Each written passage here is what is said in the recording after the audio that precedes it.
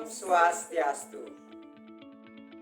Pada kesempatan ini, kami dari kelompok 1 Prodi PGSD semester 2. Nama saya Iputu Wicaksana, NPM 204031. Nama saya Niwayan Firda Herskalani, NPM 204022. Nama saya Niluh Ekayanti, NPM 204023. Kami akan memaparkan sebuah topik menarik, yaitu tentang pentingnya digital parenting di era revolusi keempat atau Industrial Revolution 4.0. Di era revolusi industri keempat atau Industrial Revolution 4.0, anak akan dihadapkan dengan berbagai aktivitas yang melibatkan perlengkapan digital. Seringkali kita secara tidak sadar mengabaikan digital parenting untuk anak-anak. Berikut ilustrasi permasalahan yang terjadi di masyarakat. Mama. Is, bising betul. Ada apa, Agus? Mama, main sama Agus yuk. Agus bosan main sendirian. Aduh, Agus. Mama ini sibuk. Mau urus rumah lah, mau gibah sama tetangga lah. Kau main sendiri aja, yuk. Nih, main HP nonton YouTube aja lah kau. Mama. Bising lah. Ada apa lagi, Agus? Mama, bacain Agus cerita dong. Kau tak tengok ke Mama lagi apa? Nih, dengerin cerita dari YouTube aja lah, ish. Mama. Apa lagi, Agus? Mama. Artinya apa, Ma? Siapa yang ngajar kau tuh? Agus dengar dari video YouTube Om Faisal. Jangan kau tonton lagi si Faisal, tak bagus kontennya. Yang bagus kau tak belajar, yang jelek malah kau pelajari. Yang kasih dia handphone siapa? Woi Faisal, ngapa kontenmu toksik? Kau ini merusak anak kecil. Yang kasih dia handphone siapa? Kau kan bisa bikin konten yang lebih bagus tanpa ada kata toksik. Yang kasih dia handphone siapa? Aku kan tak mau anak aku gaptek. Yang kasih dia handphone siapa? Ya, aku yang kasih dia handphone. Kau tak ada kalimat lain lagi ke? Kau cuma tahu kasih anak kau handphone, tapi tak ada digital parenting. Lalu apa fungsi kau sebagai orang tua? Cuma bising dengar ocehan anak aja kan? Konten di YouTube kan beragam, ada yang untuk anak kecil, ada yang enggak. Anak kecil tahu apa? Mana bisa mereka memilah konten? Kadang asal-asalan klik video. Makanya diperlukan digital parenting agar anak kecil tidak keliru. Ya Agus, jangan main handphone terus, kita main sama Tono yuk. Pada video tadi terlihat ada pola pengasuhan yang salah dari orang tua terhadap praktek digital berupa gadget yang dilakukan oleh anak. Karena ada kesibukan dan kepentingan dari orang tua, digital parenting menjadi terabaikan. Tugas orang tua adalah mempersiapkan anak-anak untuk menghadapi zaman ini. Apalagi pada musim pandemi COVID-19 seperti sekarang ini. Bapak dan Ibu sebagai orang tua, apakah sudah mengetahui pengaruh perkembangan digital di era revolusi industri keempat bagi anak-anak? Apa sajakah tantangan orang tua mendidik anak di era perkembangan digital? Dan bagaimana pentingnya digital parenting dalam mendidik anak di era revolusi industri keempat? Digital parenting merupakan strategi pengasuhan orang tua terkait aturan penggunaan perangkat digital, baik online maupun offline, untuk melindungi keselamatan anak dari ancaman penggunaan. Apalagi di era industri keempat seperti sekarang ini. Revolusi industri keempat adalah bagaimana teknologi seperti kecerdasan buatan, kendaraan otonom, dan internet saling mempengaruhi kehidupan manusia. Lalu, apa saja tahapan revolusi industri sebelumnya? Revolusi industri 1 dimulai pada abad ke-18 dengan penemuan mesin uap dan mesin manufaktur. Revolusi industri kedua dimulai pada abad ke-19, ditandai dengan adanya produksi massal, mesin listrik, dan standarisasi industri. Revolusi industri ketiga ditandai dengan adanya komputer dan teknologi informasi pada abad ke-20. Dan saat ini kita sedang berada di era revolusi industri keempat. Perkembangan teknologi digital saat ini sangatlah pesat, seperti perkembangan komputer, lahirnya internet, adanya ponsel atau telepon seluler, dan situs jejaring sosial. Contoh perangkat digital seperti televisi, jam dinding, komputer, laptop, smartphone, dan perangkat permainan genggam. Adanya konversi teknologi pun tidak dapat dihindari. Buku bacaan berupa kertas menjadi e-book. Kebiasaan surat menyurat berubah menjadi email. Dan telepon umum berubah menjadi HP atau smartphone. Adapun manfaat dari media digital adalah di banyak negara maju, teknologi digital telah menjadi bagian integral dari sistem pembelajaran. Munculnya pembelajaran berbasis teknologi elektronik atau e-learning dapat dimanfaatkan untuk perpustakaan atau e-library. Selain memudahkan dan efisien, sekian banyak data dan sumber belajar dari buku, jurnal maupun karya ilmiah bisa tersimpan atau setidaknya terkatalogisasi secara digital. Kemudahan e-learning juga memungkinkan sistem pembelajaran jarak jauh, sehingga siswa tetap dapat belajar meskipun sekolah tutup karena adanya pandemi COVID-19.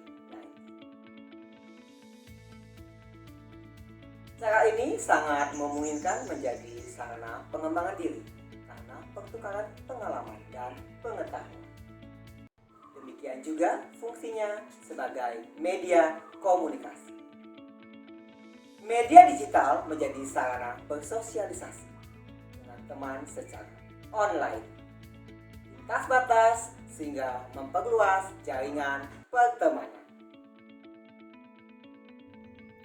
Yang perlu diwaspadai dari media digital. Sayangnya, tidak semua pendidik, orang tua, maupun masyarakat memahami atau bahkan memiliki keterampilan dalam menggunakan media digital. Ketidakpahaman inilah yang melahirkan persoalan dalam menggunakan media digital secara positif maupun profesional. Dulu versus sekarang. Dulu, anak-anak lebih senang bermain permainan tradisional seperti petak umpet, dan sekarang anak-anak lebih asik bermain dengan HP miliknya sendiri. Era digital. Setiap perubahan, meskipun perubahan yang lebih baik, pasti akan ada ketidaknyamanan. Ketidaknyamanan itulah yang harus diadaptasi menjadi kenyamanan. Permasalahan bagi anak di dunia maya. Yang pertama ada adiksi penggunaan gadget. Yang kedua ada adiksi terhadap games. Yang ketiga ada adiksi pornografi di dunia cyber. Yang kelima ada cyberbullying. Yang keenam ada cybercrime. Mengapa remaja rawan di dunia cyber? Yang pertama ada rasa ingin tahu lebih besar terhadap hal-hal baru. Yang kedua, mau dan mudah menerima hal-hal yang up to date. Yang ketiga, naristik. Yang keempat, ekspresif. Yang kelima, eksploratif terhadap hal yang baru. Yang keenam, naif dan kurang berpengalaman. Proses kecanduan pornografi awalnya terjadi karena rendahnya digital parenting. Tahapannya sebagai berikut. Yang pertama, tidak sengaja melihat, lalu merasa tidak nyaman, otomatis penasaran. Yang kedua, terjadi pelepasan dopamin terhadap otak. Yang ketiga, kecanduan atau adiksi.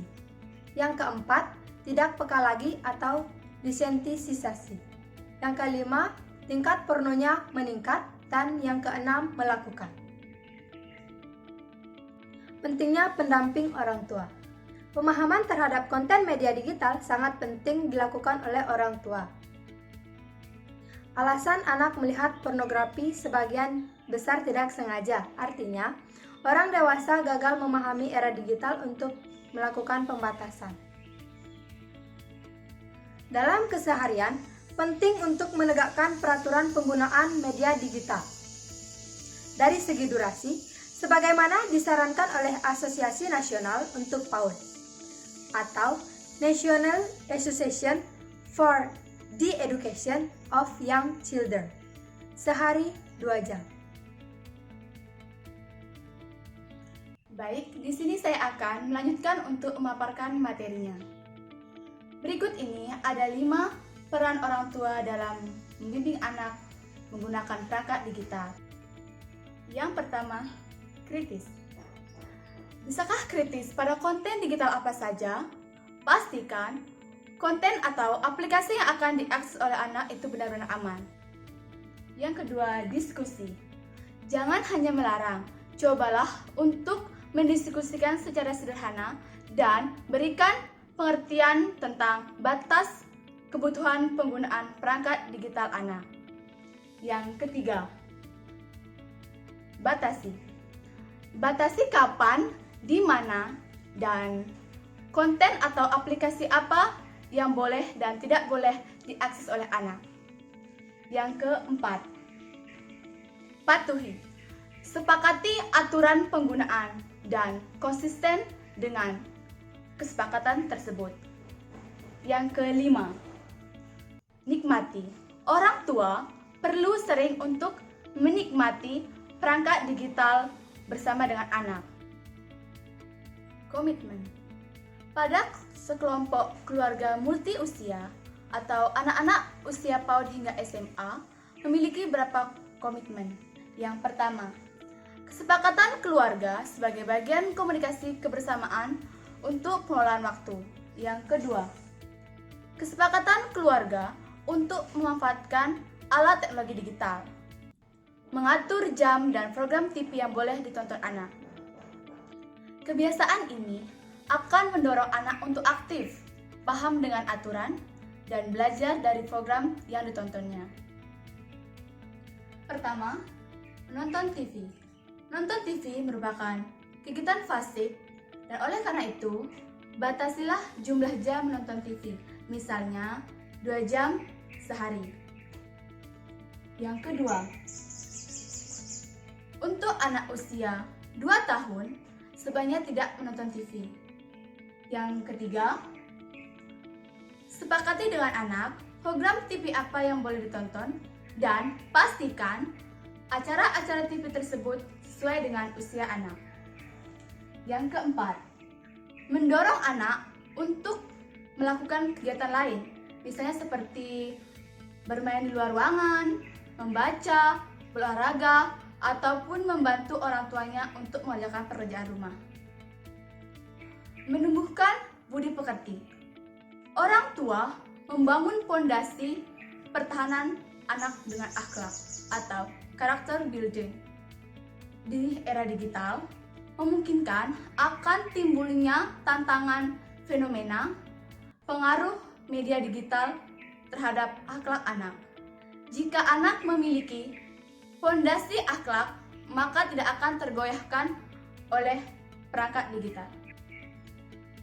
Kesimpulan, buatlah keluarga kita prioritas tertinggi, ciptakan suasana yang hangat, penuh cinta dan aman, aturan-aturan di rumah dipahami anak, konsisten dalam menegakkan disiplin, kompak dengan pasangan untuk tegakkan disiplin, menjaga agar kita tidak emosional, menjaga diri agar tetap sehat dan semangat.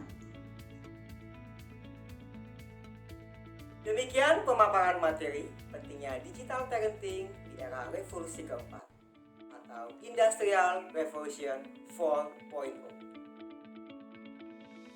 Semoga bermanfaat. Om Santi Santi Santi